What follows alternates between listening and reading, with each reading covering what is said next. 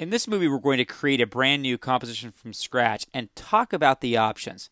In the process of so doing, we will learn a great amount of essential concepts for working with video. So down at the bottom of the project panel, click on the Create a New Composition icon. And let's just go ahead and start at the top in the Basic tab. First of all, we have loads of presets here. Now, Adobe does a great job. Whenever there's a drop-down list with loads and loads of information, there's these little divider bars that kind of organize things into logical categories. So at the top, for example, we have web. Here we have broadcast sizes. Here we have HD sizes. And at the bottom, we have film sizes. Now, you'll see this often when working with video, NTSC and PAL. Basically, this refers to the standard, the broadcast standard for different regions. NTSC stands for National Television Standards Committee. It's the standard in North America and Japan and a few other places as well. PAL is kind of like the other world standard, short for phase alternating line. It's a standard in most of Europe and also tons of other places scattered throughout the globe also. You want to make sure that you create your projects based on the video standard, the broadcast standard of the place that will be viewing your video. So if you're going to be creating a video that will be shown mostly in Canada, you'd want to use NTSC. If you're creating something that would be shown in Germany, you'd want to use these PAL presets. For now, we're going to stick to NTSC DV. Within the NTSC specs, or the PAL specs, there are certain ways that video must behave, certain standards it must conform to. For example, the pixels in width and height must conform to 720 by 480.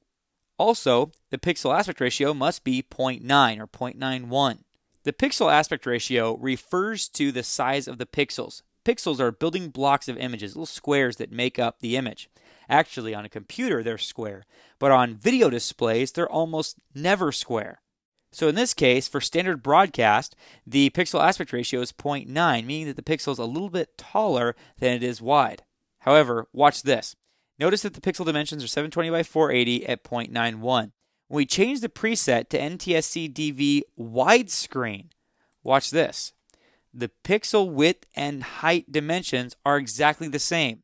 The only thing that's changed is the size of the pixel aspect ratio. It's gone from 0.91 to 1.21. So if you find that your footage is looking a little squished, it might be a problem with your pixel aspect ratio, a common problem with video. The frame rate is another thing consistent in NTSC, and the frame rate for video is 29.97. Now, if you're doing a project for something else besides a television set, you might be wondering what the frame rate should be. Thankfully, there's some standards. Film, for example, if you're creating a movie, it's 24 frames per second.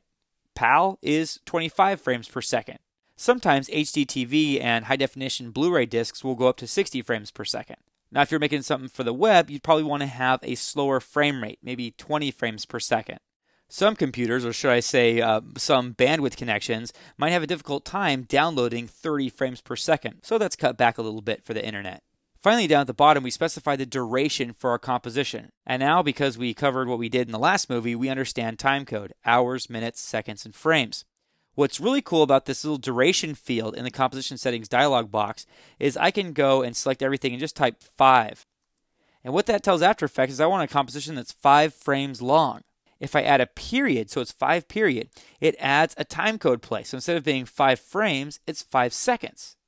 And I could keep hitting the period key to make this 5 minutes or 5 hours. Well, it doesn't quite go up to 5 hours. It goes up to 3. That's the maximum amount allowed in After Effects. Another cool trick with this field is that I can just type, let's say 15 to get 15 frames, or I could type 45. And since we're in a composition that's about 30 frames per second, it basically does all the carrying for you. So basically it's 1 second plus 15 extra frames. And so that's what you need to know about video as we go forward. You don't need to be a master of this stuff just yet, but it's good to be aware of these basic concepts. Also, if you ever click OK, you create your composition. If you ever want to change it, oftentimes, say for example, I want to change the duration of a composition, you can select the composition and then select Command K or Control K on the PC. Next, we're going to look at how to do some light video editing in After Effects.